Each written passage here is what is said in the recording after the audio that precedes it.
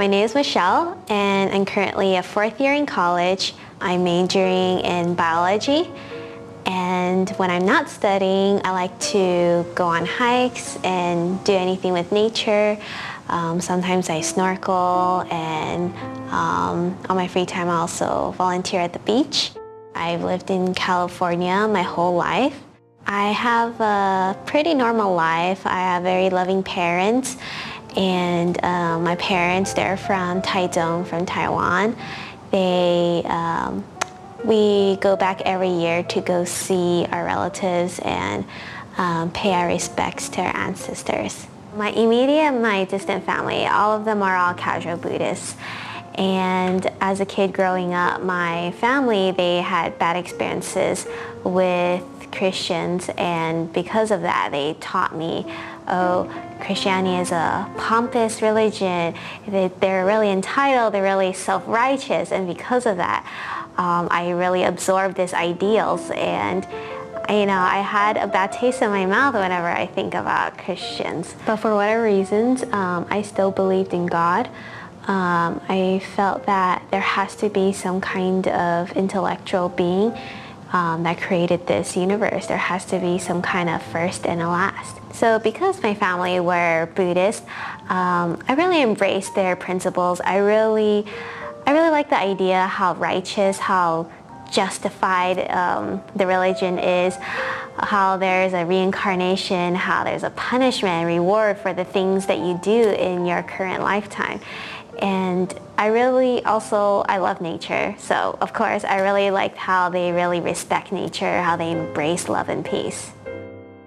These principles were great, but it didn't protect me from developing OCD, depression, and later a voice in my head that will tell me what to do.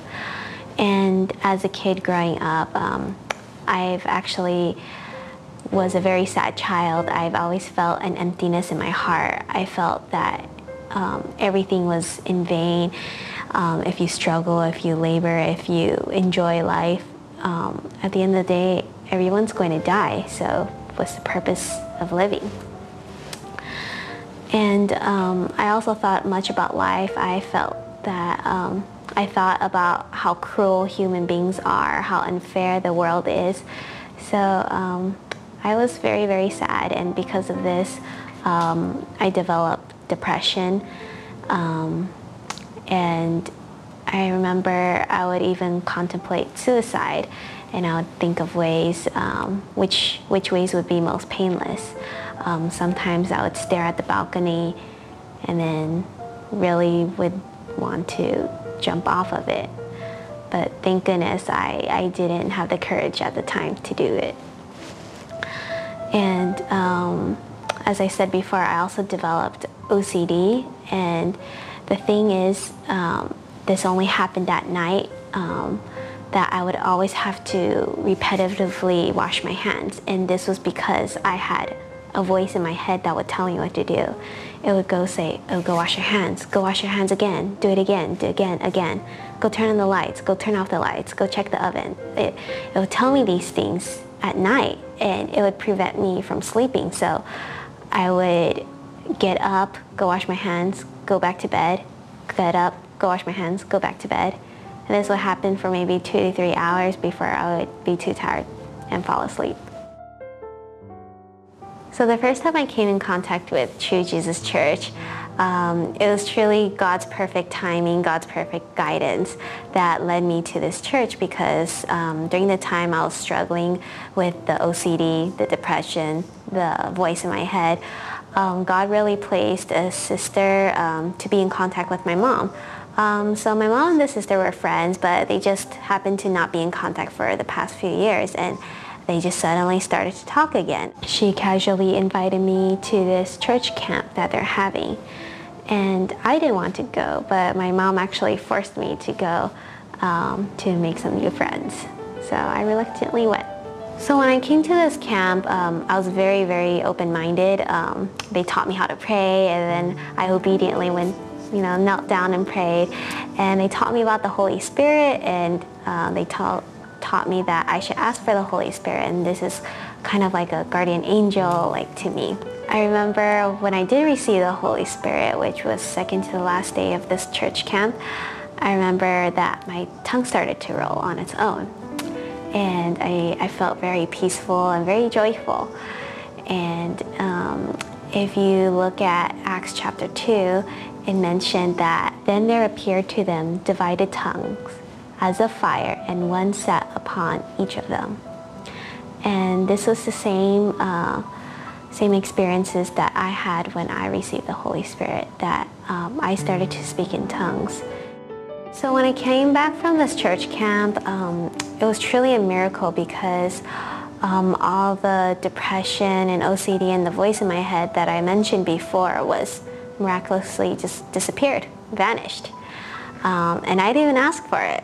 And it was so amazing that I was able to just sleep soundly, and I was able to, I just felt like a cup inside my heart was just filled with joy. It wasn't empty anymore.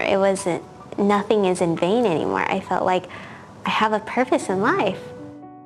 As I said before, I grew up as a casual Buddhist, and because of that, I was never exposed to any Christianity background or history, none of that. I didn't even know who Jesus was. I just thought, oh, he's some kind of important person.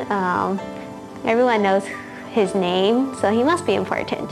After I came back from the camp, I finally knew who he was, and I started to believe in him. I know that he really died for us, that he really is God. So after I came back from the church camp, I was actually pulled out of church for 6 years, but nevertheless, I still held my faith. But during these 6 years, there is a lot of conflicts in the family. There's a lot of tension, a lot of silent treatments, questioning my faith. It was pretty difficult, but what really strengthened me during this time was, it was mentioned in 2 Corinthians chapter 4, verse 8 through 9. This is actually one of my favorite verses, because it really did pull me through these struggles.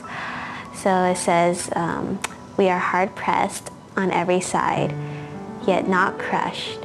We are perplexed, but not in despair, persecuted, but not forsaken, struck down, but not destroyed.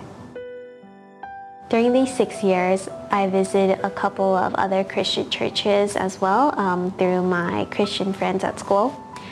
And when I went there, it was just a little bit different. I just felt that God's presence wasn't really there.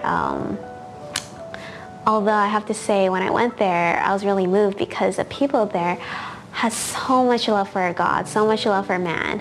It's just, I just personally feel God's presence wasn't there.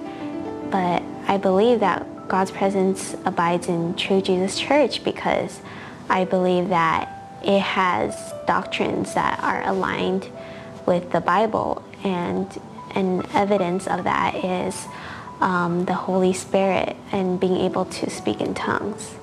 Ever since I started believing in God, I felt like I have a purpose in life, and that's two things: to serve a higher being and to seek after my salvation and the salvation of others.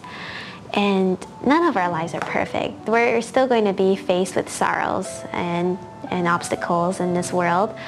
But in this time that we are weak, that's when we can find God and be strengthened by Him. We can lean on Him. And what can man do? They can comfort, they can sympathize, but most of the times they can't solve problems that we inevitably face. And this is when God comes in, that God's power can truly help either solve our problems and sometimes just give us strength